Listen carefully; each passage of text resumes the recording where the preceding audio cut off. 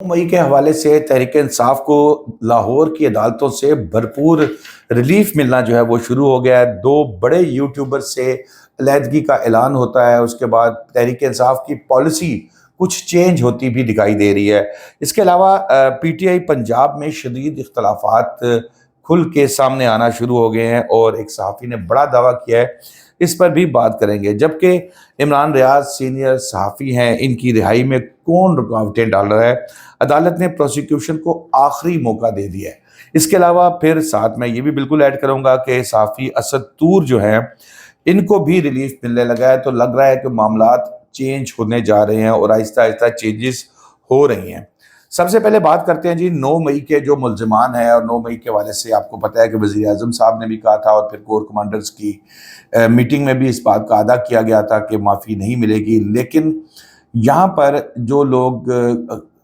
काफ़ी अरसे से गिरफ्तार थे, आज भी जो है इंसदाद दहशत गर्दी की अदालत ने तकरीबन 44 जो मुल्ज़िमान थे उनकी ज़मानतें 1-1 लाख रुपए के मचलकों के एवज जो है वो मंजूर कर दिए हैं और अब उनकी रूपकार जारी होगी और उम्मीद है कि आज शाम तक ये लोग अपने अपने घरों को पहुंच जाएंगे। इमरान खान साहब का रवैया कदरे नरम दिखाई दे रहा है। अब सोर्सेज का ये कहना है कि वो खुद भी ये कहते हैं कि 9 मई के वाक़यात में जो लोग मुलव्विस थे, जिनके पास वीडियो के जिनके हवाले से वीडियो के क्लिप्स मौजूद हैं, जिनके पास क्लियर एविडेंस है कि वो जला रहे हैं, गिरा रहे हैं, आग लगा रहे हैं, या आग लगाने का कह रहे हैं, गिराने का कह रहे हैं, या जलाने का कह रहे हैं, इनके खिलाफ बिल्कुल कार्रवाई की जाए। और दूसरी तरफ एक चीज़ तो मैं देखें, एहतजाज करना तो सबका राइट है, लेकिन ये एहतजाज नहीं है, ये इंतशार है। एहतजाज और इंतशार में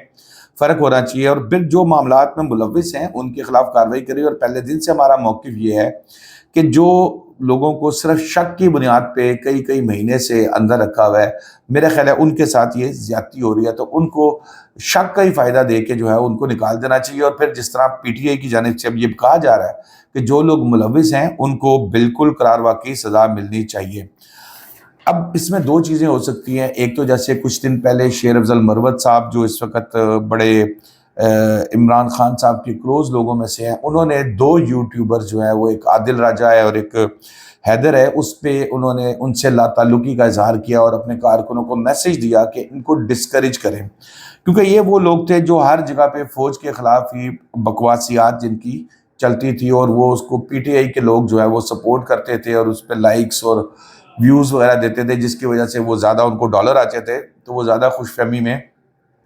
काफ़ी हद तक आगे निकल जाते थे।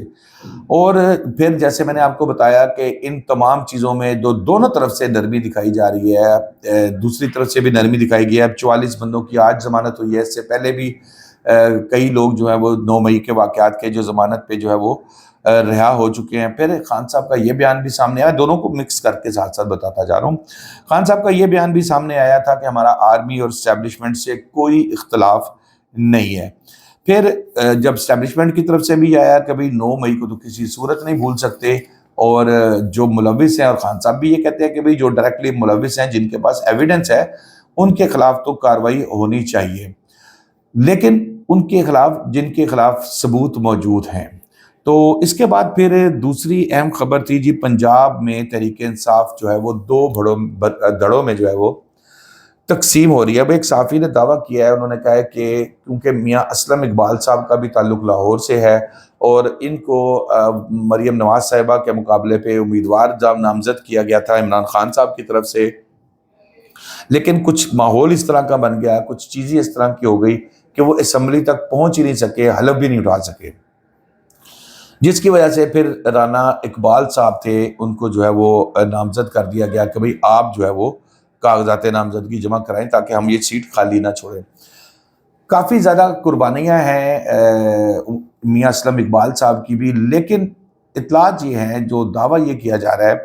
कि हमाद अज़हर साहब जो कि ख़ुद बड़ी कुर्बानियाँ दे चुके हैं और उनकी तरफ से इसकी मुखालफत की जा रही है और अपने लोगों को कहा जा रहा है कि कुछ वोट ना दें, कुछ इस तरह का प्लान करें कि मियाँ असलम इकबाल को अपोजिशन लीडर नहीं बनना चाहिए। अच्छा, जब सीनियर लीडरशिप जब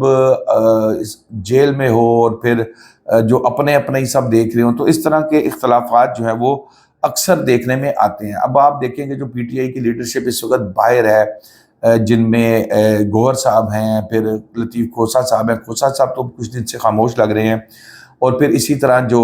مروت صاحب ہیں، یہ سب لوگ اپنے اپنے وہ وفاق میں دیکھ رہے ہیں، وہ کے پی کے جو گنڈا پور صاحب ہیں وہ اپنا کے پی کے میں دیکھ رہے ہیں،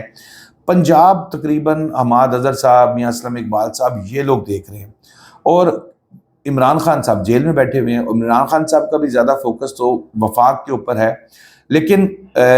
یہاں اختلافات پیدا ہونے شروع ہو گئے ہیں، اور اس وقت یہی دعویٰ کیا جا رہا ہے کہ واٹس ایپ گروپس میں جو بنائے گئے ہیں حماد اظہر صاحب کی طرف سے، وہ یہ کہا جا رہا ہے کہ میاں اسلم اقبال صاحب کو کامیاب نہیں ہونے دینا۔ بہرحال یہ ایک جرنلسٹ نے یہ دعویٰ کیا تھا، انہوں نے کہا کہ میرے پاس ثبوت بھی موجود ہیں ٹی وی چینل کی اسکرین پہ، تو میں نے کہا میں چلو آپ سے اس کو شیئر کرتا چلوں۔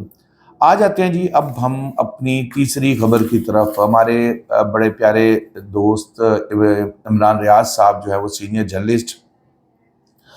ان کی جانب سے درخواست ضمانت دائر کی گئی تھی، کیونکہ جو اینٹی کرپشن کا کیس ان پہ بنایا گیا تھا اس میں تو ان کی ضمانت ہو گئی تھی، لیکن ان کو پھر 9 مئی کے کیس میں پکڑ لیا گیا تھا۔ اب 9 مئی کے کیس میں تقریباً کو 10 ماہ بعد ان کو اریسٹ کیا گیا تھا۔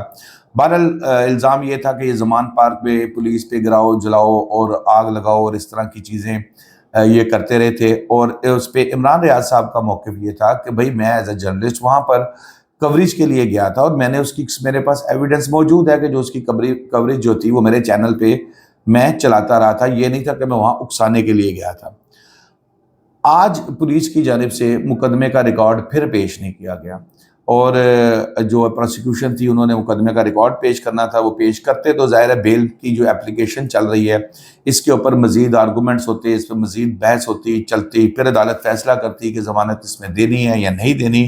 لیکن کیونکہ ریکارڈ ہی پیش نہیں کیا گیا تو پھر عدالت کی جانب سے جو ہے وہ ان کو وارننگ دی گئی ہے، آخری موقع دیا گیا کہ بھئی آپ کل اس کا ریکارڈ ہر حالت میں پیش کریں، اور ورنہ پھر عدالت اس کے اوپر فیصلہ سنا دے گی۔ جیسے کہ میں نے آپ کو پہلے بتایا کہ ان کے وکلاء کا یہ کہنا تھا کہ وہ اپنی صحافتی ذمہ داریاں پوری کر رہے تھے، ہمارے پاس شہادتیں موجود ہیں، اور یہ مقدمہ ریس کورس تھانے میں ان کے خلاف موجود ہے۔ دیکھیں اب کل کی ڈیٹ ڈلی ہے، وارننگ تو فاضل عدالت کی طرف سے دی گئی ہے، کیا بنتا ہے۔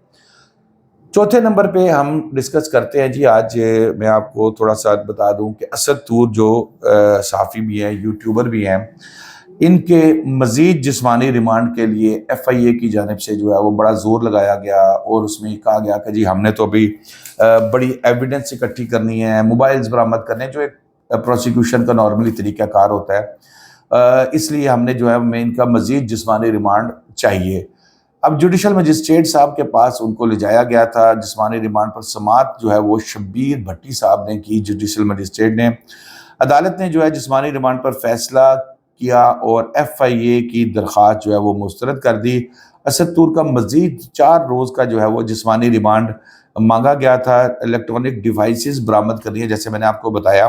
کہ نارملی اس طرح کے کیسز میں ریمانڈ کے لیے اس طرح کی باتیں کی جاتی ہیں، جس پر عدالت نے یہ بھی پوچھا کہ بھئی آپ اس سے پہلے آپ نے ریمانڈ میں کیا کیا، کیا برآمد کی، اور آج ان کے وکلاء کا یہ کہنا تھا کہ 11 دن سے اسد طور ایف آئی اے کی کسٹڈی میں ہے، اگر انہوں نے 11 دن میں کچھ نہیں کیا تو باقی انہوں نے کیا کرنا ہے۔ تفتیش میں تعاون کریں گے، اس لیے ان کو جوڈیشل بھیج دیا جائے تاکہ ہم ان کی ضمانت کی درخواست جو ہے وہ دائر کر سکیں۔ تو عدالت نے ایف آئی اے کا موقف تسلیم نہیں کیا۔ دوستو اب تک کے لیے اتنا ہی، شاداب ریاض کو اجازت دیجیے، اللہ حافظ۔